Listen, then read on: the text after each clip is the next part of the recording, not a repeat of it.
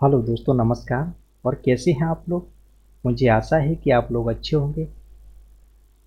तो दोस्तों, जो दोस्त इस चैनल पर नए हैं तो चैनल को सब्सक्राइब कर लीजिए, नोटिफिकेशन ऑन कर लीजिए और लाइक भी कर लीजिए, जिससे कि हमारे आने वाले सारे वीडियोज़ का अपडेट आपको मिलता रहेगा।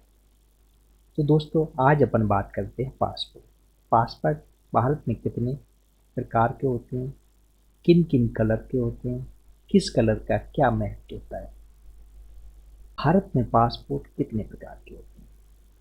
नंबर एक, साधारण।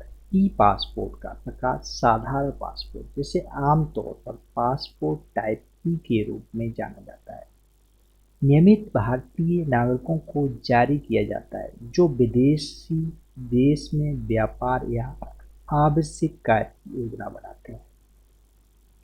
नंबर दो, आधिकारिक या राजनीतिक पासपोर्ट। नंबर तीन, सफेद पासपोर्ट। नंबर चार, ऑरेंज पासपोर्ट।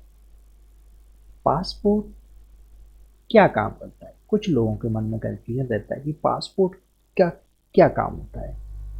तो दोस्तों, पासपोर्ट एक पार पत्र किसी राष्ट्रीय सरकार द्वारा जारी वह दस्तावेज होता है जो अंतर्राष्ट्रीय यात्रा के लिए उसके धारक की पहचान और राष्ट्रीयता को प्रमाणित करता है। पहचान स्थापित करने के लिए नाम, जन्म तिथि, लिंग और जन्म स्थान के विवरण इससे प्रस्तुत किए जाते हैं। आमतौर पर एक व्यक्ति की राष्ट्रीयता और नागरिकता समान होती है। पासपोर्ट कितने साल तक वैलिड होता है? कुछ कन्फ्यूजन ये भी रहता है। तो पासपोर्ट इंडिया वेबसाइट के मुताबिक वयस्क नागरिकों के पासपोर्ट की वैलिडिटी कुल 10 साल के लिए होती है। 10 साल बाद पासपोर्ट एक्सपायर होने के बाद उसको दोबारा से रिन्यू कराना होता है। वही अगर पासपोर्ट नाबालिग बच्चे का बनाया जा रहा है, ऐसे में उसकी वैलिडिटी 5 साल के लिए होती है। अब कुछ दोस्तों के मन में ये भी सवाल रहता है कि एक 36 पेज का होता है, एक 60 पेज का होता है, इसमें क्या अंतर होता है? 300 रुपये, सॉरी 3000 रुपये पासपोर्ट खोने, चोरी होने के आद होने पर 36 पेज का, डुप्लीकेट पासपोर्ट बनवाने पर 3500 रुपये, पासपोर्ट खोने, चोरी होने के आद होने पर 60 पेज का नया पासपोर्ट बनवा। अब कुछ दोस्तों के मन में रहता है पासपोर्ट और वीज़ा में अंतर क्या होता है, तो उस विषय पर भी बात कर लेते हैं। पासपोर्ट किसी देश के द्वारा अपने देशवासियों को दिया गया यात्रा राष्ट्रीयता का पहचान पत्र है। वीजा विदेशी नागरिकों को अपने देश में प्रवेश की अनुमति का दस्तावेज है। पासपोर्ट और वीजा में क्या अंतर है?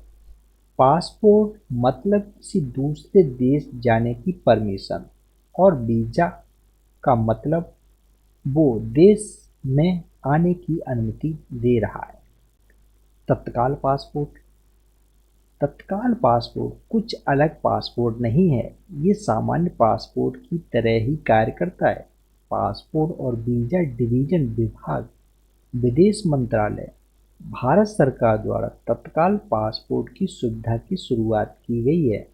इस स्कीम में नागरिकों को किसी कारणवश जल्दी पासपोर्ट प्राप्त करने के लिए आवेदन फॉर्म प्रदान किया जाता है। तत्काल पासपोर्ट कितने दिन में आता है? सामान्य पासपोर्ट करीब 5 दिन में ही आवेदकों को मिल जाता है, जबकि तत्काल के लिए 7 दिन लगते हैं। अब दोस्तों, बात कर लेते हैं। पासपोर्ट 4 कलर के होते हैं, तो 4 कलर्स को अपन डिटेल में समझ लेते हैं कि किस कलर का क्या महत्व होता है। नीला पासपोर्ट, भारत के आम आदमी को नीले रंग का पासपोर्ट जारी किया जाता है। ये कस्टम, इमिग्रेशन अधिकारियों और विदेश में अन्य अधिकारियों को आम आदमी और भारत के उच्च रैंक वाले अधिकारी के बीच अंतर करने में मदद करता है। सफ़ेद पासपोर्ट, विभिन्न प्रकार के पासपोर्टों में सफ़ेद पासपोर्ट सबसे अधिक शक्तिशाली होता है। सरकारी अधिकारी सफ़ेद पासपोर्ट के प्राप्तकर्ता होते हैं। यह आधिकारिक काम के लिए विदेश यात्रा, करने वाले व्यक्तियों को जारी किया जाता है। सफ़ेद पासपोर्ट कस्टम और इमिग्रेशन अधिकारियों के लिए धारक को सरकारी अधिकारी के रूप में पहचानना और उचित उपचार देना आसान बनाता है। महरून पासपोर्ट भारतीय राजनयिकों और वरिष्ठ सरकारी अधिकारियों को महरून पासपोर्ट जारी किया जाता है। उच्च गुणवत्ता वाले पासपोर्ट के लिए अलग से आवेदन करना होता है। ऐसे पासपोर्ट धारक विदेश दौरे के दौरान कई लाभों के पात्र हो जाते हैं। इसके अलावा उन्हें विदेश में उड़ान भरने के लिए वीज़ा की आवश्यकता नहीं है। साथ ही महरून पासपोर्ट धारक नियमित लोगों की तुलना में बहुत तेज़ी से इमिग्रेशन औपचारिकताओं को पूरा करने में सक्षम होते हैं। Number 4, orange passport. भारत सरकार ने बहुसंख्यक आबादी के लिए नारंगी पासपोर्ट पेश करने के अपने निर्णय की घोषणा की है। ये एक ऐसे व्यक्ति की पहचान करने के लिए जिसने 10वीं कक्षा से आगे पढ़ाई नहीं की है। नियमित पासपोर्ट के विपरीत नारंगी पासपोर्ट में अंतिम प्रश्न नहीं होगा, जिसमें धारक के पिता का नाम, स्थायी पता और अन्य महत्वपूर्ण विवरण शामिल हों। जो लोग शैक्षिक रूप से योग्य नहीं हैं वे ईसीआर इमिग्रेशन आवश्यक श्रेणी के अंतर्गत आते हैं। इसका मतलब यह है कि जब भी इस श्रेणी का कोई व्यक्ति विदेश जाना चाहता है तो उसे इमिग्रेशन अधिकारी द्वारा निर्धारित मानदंडों को पूरा करना होता है। तो दोस्तों, ये रही कुछ अपने पासपोर्ट से रिलेटेड कुछ जानकारियों को अपन लोगों ने सुना और देखा। तो इस तरीके से पासपोर्ट का प्रोसेस होता है दोस्तों।